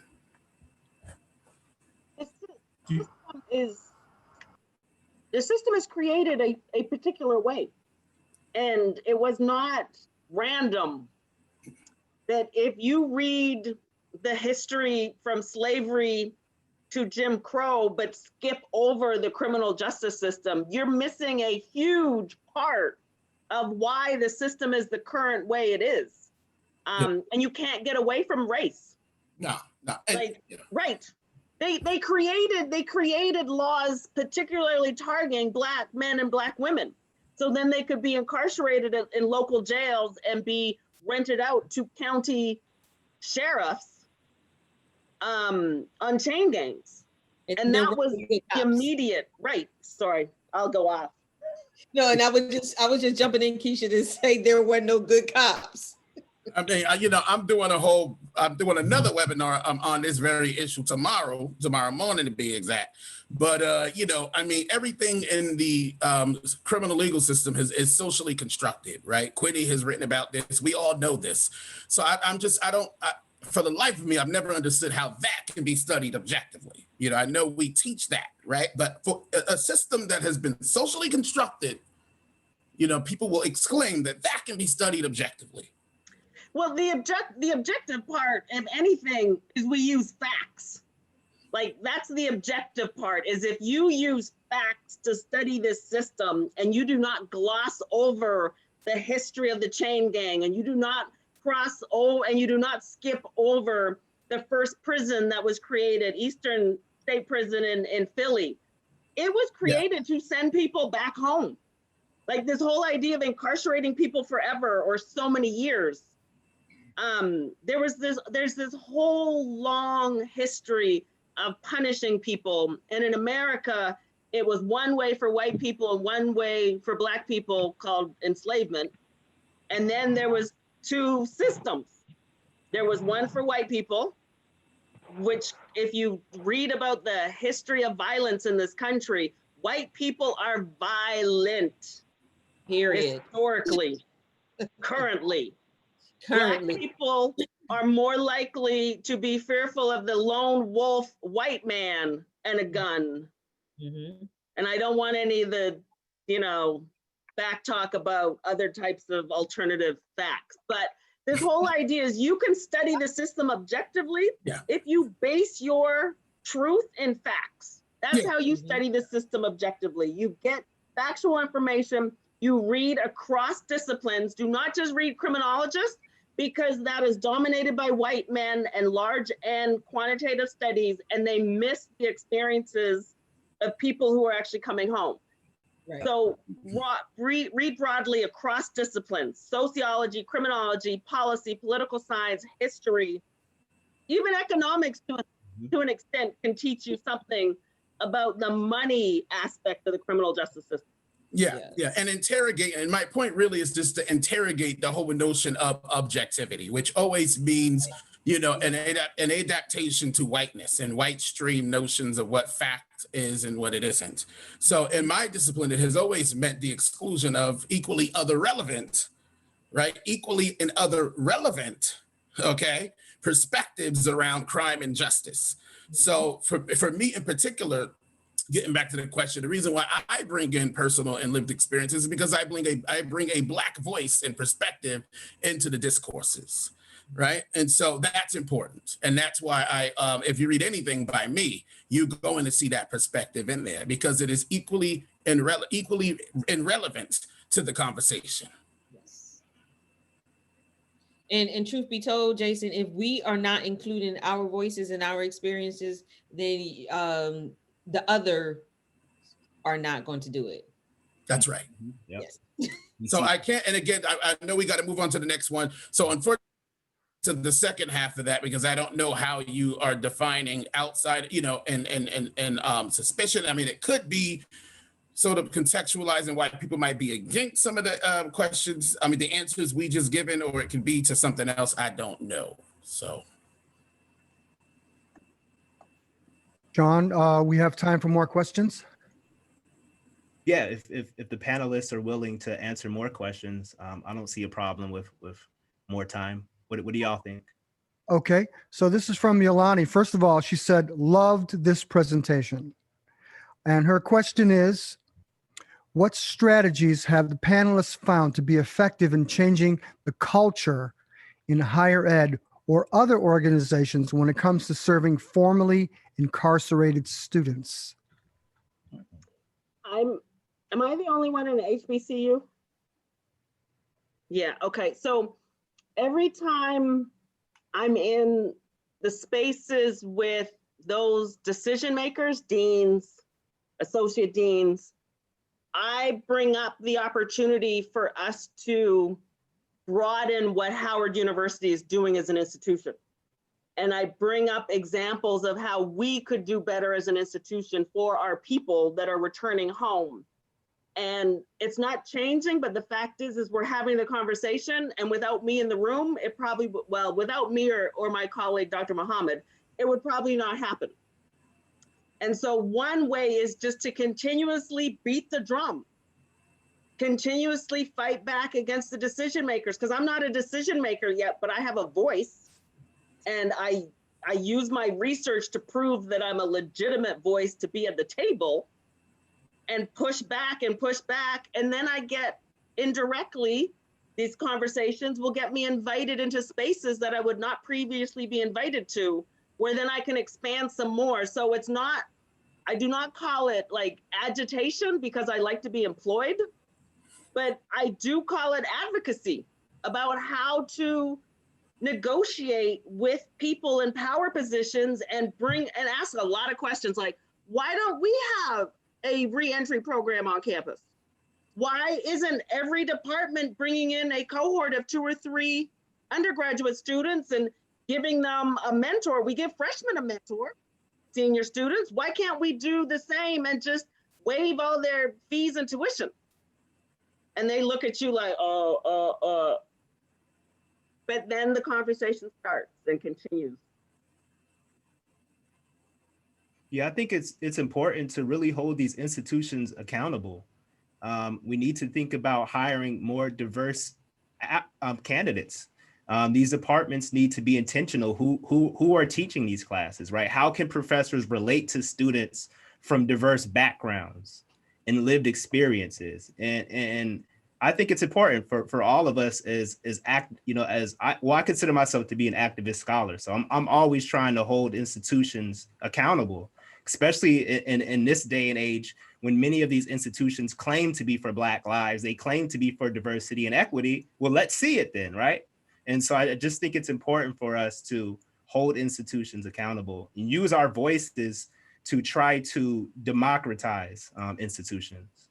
Yeah, and let me just jump in and to the point of, I think the question mentioned something about higher education and serving formerly incarcerated students. I mean, that's part of the reason why we created the Jami Sisterhood, was to,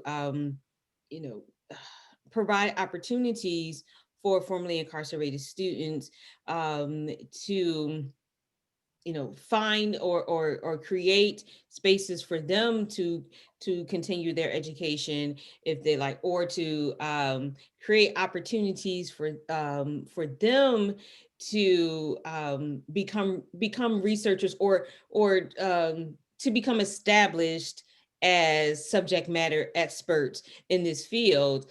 And also just for me personally, where I am, part of the reason why I did that project with my students is because my college is just 20 miles from a maximum security prison. And then we're about 30 miles or 45 miles from a medium security prison. So we have these 3 state institutions within, that are close to each other, and there is no partnership, no education partnership. And one of the first things that I asked when I was here for my interview 7 years ago is, why isn't there a partnership? Right. And so that's why I wanted to interrogate that question. That's why I worked with SUNY System Administration on that grant project, because, as I said earlier, higher education is complicit in this entire criminal justice system, the criminal legal system, criminal injustice system, whichever way you want to categorize it as. Higher education is complicit in that. And I have seen it with, particularly with a student of mine, former student of mine, who had just come home from prison, and she was interested in a particular major, but she was told that she could not major in that area because of her conviction, and the college didn't do anything to support her. So I think that not enough is being done with higher education, with colleges and universities to support people coming home who want to pursue their higher education.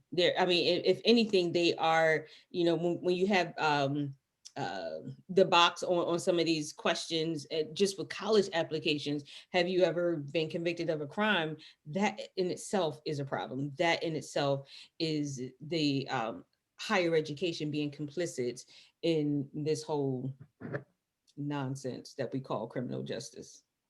And not only should we provide support for formerly incarcerated students matriculating higher education, but faculty, individuals with graduate degrees and PhDs who were directly impacted. So in criminology, the American Society of Criminology has a newly formed division on convict criminology, and these are scholars who have been directly impacted, have been previously incarcerated.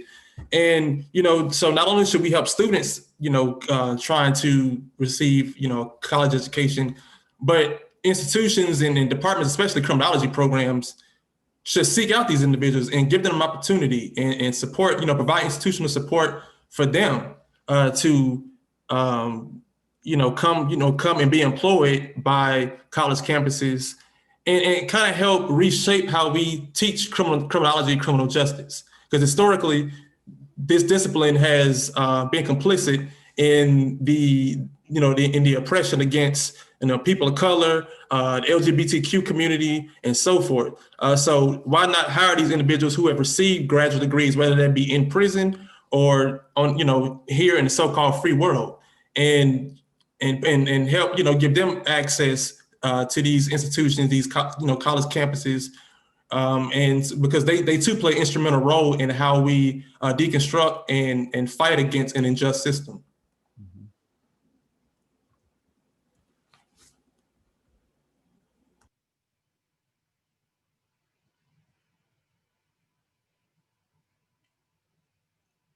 Any other questions before we head out?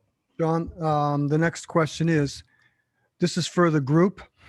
Do you feel that future reentry services would be best distributed through the government or in the private sector? The private sector will profit off bodies that have already been profited off of. I think it needs to be funded by the government. The funding structure right now needs to be wholesale changed. So oftentimes reentry organizations on the ground compete for small grants, and government does not then force them to do evaluation studies to see if they're even effective. And so when I do consulting with reentry organizations and particularly cities, I encourage them to force organizations to group together. So if 4 organizations in a city are doing housing, they should have to partner to do housing for as many people as possible, and then add on one layer or one other program or connect with a different program, and then do some evaluation. Now, the problem with calling for evaluation studies is reentry is so hard, people are going to fail, and then it looks like a program failed. And so I'm always of the mindset is if we've got 65 to 68% of individuals that return home fail at reentry, regardless of the study, regardless of the population, regardless of the jurisdiction, which means 33 to 35 people are successfully reentering. I figure those numbers should be put to the evaluation of any reentry programs. Are 35% of your people successful when you get these services? Okay, great. Then we're meeting the current status. Now what can we do to increase to 40% of reentry success? And so I want to use empirical data, including personal narratives, to justify how cities and states fund reentry programs, because right now it's a scattershot, and you get 10 grand here to do a 6-month program and doesn't help anybody, because we all know from the quantitative studies you need a year. Or you get little pockets of money and people are competing, and then what you end up getting is people just that are reentering just run around trying to find what fits for them versus the organizations on the ground actually having to coordinate and be thoughtful, just like the criminal justice system incarcerates people in a thoughtful manner. There is always a bed for someone that is deemed for prison. You can be evaluated, you could be told, well, you need these programs and at this security level, and they will find a bed for you at that security level. I want the same thing, that there is a bed for someone re-entering. Sorry, I'm on my high horse. Sean, we have 2 more questions left in the Q&A. Okay, that works. The first question is for everyone. Love to also hear other panelists respond to the question on resources. Yeah, so I know that the New Jersey Institute for Social Justice has been really pushing hard here in Jersey about trying to get a lot of these the monies, right? So from the legislature in particular, into the hands of community-based organizations. So I think at the community level, ensuring that a lot of the resources simply go right into the communities that need the most. You can see this as a form of reparations too, but then that's another conversation that needs to be had because people need reparations, right? But that's where it's going. That I think that's where we need to go as far as so-called reforms. You know, these communities that are most affected, they need the money. And this is part of the discussion too about getting rid of the technocrats, these middle persons that we no longer really need, you know, standing in the way. And we should also note too that a lot of these community-based organizations have long been here. They've just not received the funds, right, that they need. And so for the most part, many of them are operating off their own pocketbooks, right? And donations of private donors who are just giving, you know, sometimes pennies on the dollar and sometimes a lot more than that. But if we can just give the communities the monies that they need, imagine how transformative things could be. So I think that's what needs to happen. And two, our wholesale support. And again, this notion of credible messenger, because again, empirical knowledge, empirical research has shown that they do indeed work. And just to add on, one of my colleagues, Dr. Jennifer Ortiz, and even Douglas Tompkins, they do a lot of research on what we call the reentry industrial complex. And that there are a lot of private reentry programs that are making, you know, they're profiting off of these reentry programs. Meanwhile, the people who need the resources and services the most really aren't benefiting from these programs. And so like Dr. Williams mentioned, there are a lot of people in the streets who need the resources, who are doing the work, who need the resources to continue their work. And so we need to foreground people who are affected by this system. We need to find out what they need, what programs they feel are effective, and what programs they feel don't work. And then we can begin to discuss who should gain access to these resources. Because if not, you'll have reentry programs that aren't really, you know, they're not changing much. And just to be clear, when we talk about profiting off reentry, there are reentry organizations that will charge someone $25 a day to sleep in a bed. They're unemployed and they're homeless.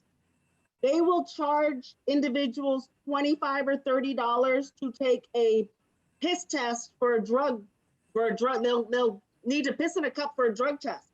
And if you don't have your $25 or $30 for your drug test, you are automatically marked as a dirty sample, which goes against you in terms of points or can be violated back into prison. And so now individuals aren't hustling to pay rent. They're hustling so they don't get sent back to prison because they can't pay the re-entry fees to the programs that they're mandated to go to. Like it's a truly ugly thing when we talk about privatization of halfway houses, privatization of re-entry programs. They force families to scrounge around for money so their individual doesn't get sent back. And I'm not talking about programs like GED. I'm talking about, oh, you got to pay us $100 a month so we don't send you back. And this is why, too, these programs, if we're talking about reform, and, you know, if any facet of a so-called reform has a punitive, component to it, it must go, right? It has to be abolished. And that has been, I think, the issue with most of these reforms, right? Is that, oh, well, if you don't complete this, we're violating you and we're sending you back, right? Or you have to pay for this, or you have to. So if any facet of these reforms comes along with like in the fine print, right? These added punitive, they must go. And that's why I think too, as I mentioned earlier, they have to be foregrounded in the needs of the affected, right? Both as the individuals cycling out, but also in the community-based needs, as Odell mentioned. Because again, if we're looking at root causes, we got to look at the communities from which these people come. And the fact that for ages, we've tolerated and maintained poverty and racism and all kinds of disarrays and destructions within these communities. And so if we don't ameliorate the root causes in these communities, the cycle will continue. So it's not just about rectifying those affected by mass incarceration, right? But rectifying the fact that these entire communities have existed in what I like to call open air prisons. The entire community has long been incarcerated. It's just that some have not been deemed felons, some have not been taken into what we call a traditional prison. They exist outside the traditional architecture of the prison, right? But they're still nonetheless incarcerated. I mean, they're dealing with the hyper surveillance of policing. They're dealing with, right, they can't get proper food and different things of that sort. So we gotta remember that we have to focus on root causes. Otherwise, they cycle in and out, and then tomorrow somebody else steps up to the plate, sell drugs, engage in violence, and then now they become part of the vicious cycle of mass incarceration. But that, Jason, is how and why the system was created the way that it was. Exactly. All of those loopholes is to keep, because as we were saying earlier about profiting and money, it's all about the money. All about this entire system is about the money. So there, when it, creating these loopholes is just to keep us under surveillance. Yeah, which goes back to your question about, well, what is the purpose of the police, right? To help maintain that status quo structure for people within these oppressed geographies, but also to go back, because I think the person who asked that question about why my personal experience matters in my research, I think they added some things into the chat. And their question was about, well, how can we get allies to better understand? Well, precisely through the acquisition of stories such as the one I just told, right? Understanding the wholesale narratives of individuals, right? So we have people who have biographical stories out there about themselves and their lived experiences, and primarily people who've been to prison, right? Sean and I have listened to Odell's life story, and we were lucky enough to hear it, right? But people have written books about their life stories. And I think these are the kinds of sources that allies can look to, and you have to see these sources as bits of knowledge. They are akin to articles you might read from scholars. They are akin to quantitative articles that you might read from criminology or something like that with a bunch of numbers or what have you. These stories matter. They matter. And the problem is that for so long we've ignored them. And that's why we are where we are today. And Sean, the last question starts with a comment and then a question. The comment is not describe women as females. The question is, can we do a teachable moment describing women as females?